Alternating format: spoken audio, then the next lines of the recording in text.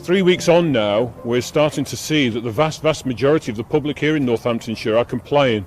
Sadly though, we have a small number of people who are persistently and consistently disobeying the law, and so that period of grace is over. This means for some people fixed penalty notices. It means for some people going to court. And it also means for some people getting a criminal record. So we will not at this stage be setting up roadblocks. We will not at this stage be starting to marshal supermarkets and checking the items in baskets and trolleys to see whether it's a legitimate, necessary item. But again, be under no illusion. If people do not heed the warnings and the pleas that I'm making today, we will start to do that. As well in the UK, they are now using drones to ensure people don't drive their cars to areas where they'd prefer to take their daily walk. That would be deemed non-essential. The most important thing is that people do, just take that one piece of exercise a day, limit the reasons for going out to ideally no more than a weekly shop. The main thing is to ask people to, stay home. If you are taking that exercise, take the exercise, if possible, close to home. Meanwhile, in Berlin, the people of Germany, perhaps because of the nightmare still fresh in their grandparents' memories, are protesting these obvious breaches to their constitutional rights, and even the elderly are facing arrests as a result. Oh, and by the way, their media is covering none of this. It is only showing them the same fear the virus media that we're getting here in America. This was sent to me from a subscriber. Wir wollen lediglich mit Ihnen eine Identitätsfeststellung. Ihr Eindämmungsgesetz ist Makulatur. Lesen Sie den Rubikon. Habt ihr mal ein Eid aufs Grundgesetz geschworen, als ihr in aktiven Dienst übernommen wurdet? So. Habt ihr das? Und jetzt tretet ihr es mit den Füßen. Nichts anderes macht ihr. Gehen Sie bitte ein Stück zurück. Gehen Sie bitte zurück.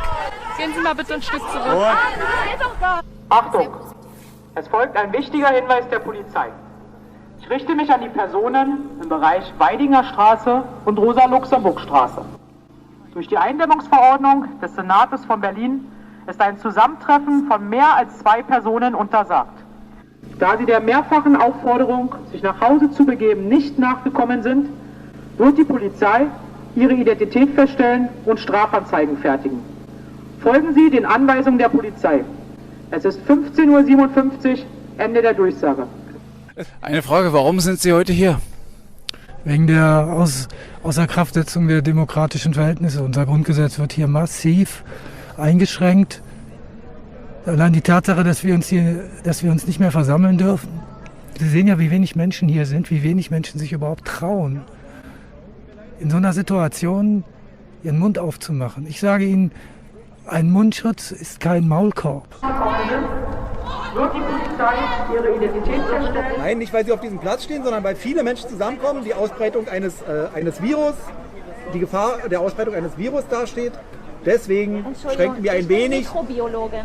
Sie tragen da eine Maske. Denken Sie wirklich, dass ein Virus Sie schützen würde davor? Weiß ich, dass es mich nicht schützen würde. Denken Sie wirklich, dass die Stoffe, die aber Sie da einatmen, gut für Ihre Gesundheit sind? Denken Sie wirklich, dass eine Diskussion jetzt gerade mit... Das Virus, ich bin Mikrobiologin. Ja. Ja, ich beschäftige mich mit Parasiten, mit Zellbiologie. Das ist mein Hauptberuf. Ja, und ich verstehe nicht, warum hier ein Szenario veranstaltet wird über etwas, das gar nicht so stattfinden kann, wie es in den Medien verbreitet wird. Sag mal ja oder nein. Eure Kinder können ja auch nicht in die Schule gehen. Unsere Meinung wollen uns ja, hört aber auf, Sie sind wieder laut, Sie können uns nicht sagen, wo wir hin. Wir sind verloren. Wenn Sie jetzt hier auch noch ein Grundgesetz kaputt machen, dann sind wir sowieso ganz unten durch. Wir sind sowieso der Schauplatz der Auseinandersetzung zwischen Amerika und Russland. Ganz kurz, wenn Sie jetzt an der Dame ziehen, machen Sie eine Gefangenenbefreiung, kommen Sie mit. Lassen Sie bitte los, halten Sie Abstände ein. Die Dame wird jetzt mit einer Ordnungswidrigkeit mitgenommen.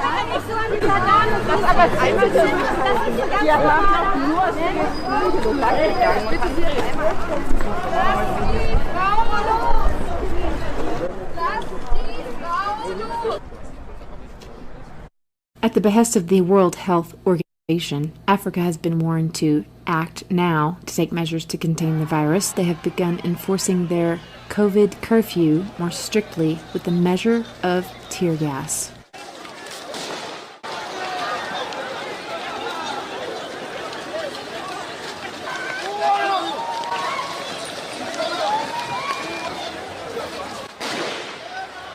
The The crowds of people had gathered to catch the last ferries out of Mombasa.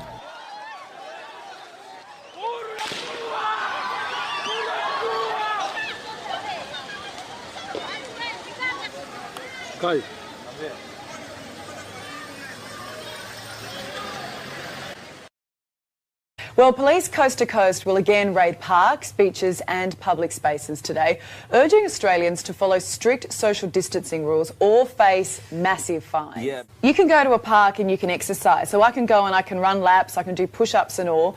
But we saw pictures yesterday and there was one in particular of a young couple with a newborn baby sitting on a park bench and they're being told to move on. What is allowed and what isn't allowed? The reality is if you go out to exercise, then go and do your exercise, then go home.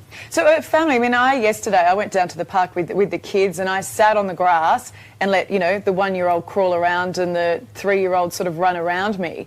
Under these new rules, I'm not allowed to do that, is that right? If everyone went down to the park at the same time, Ali, it becomes a complicating factor that, do the kids have it or do you have it without symptoms, and are you spreading it to someone else who comes in contact with your kids?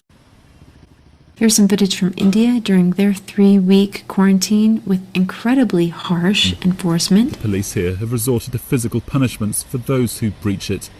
Footage has emerged from Mumbai of them beating motorists with their batons in multiple locations. At one point, police are seen ordering locals to do squats. And they're not the only ones given humiliating public punishments. Some were made to do press-ups at the side of the street. This is a country of 1.3 billion people. It may have only a little over 500 confirmed cases. Did you hear that? He just said only 500 cases in 1.3 billion people. Not even 500 dying. 500 cases, 500, which we already know most of them are mild.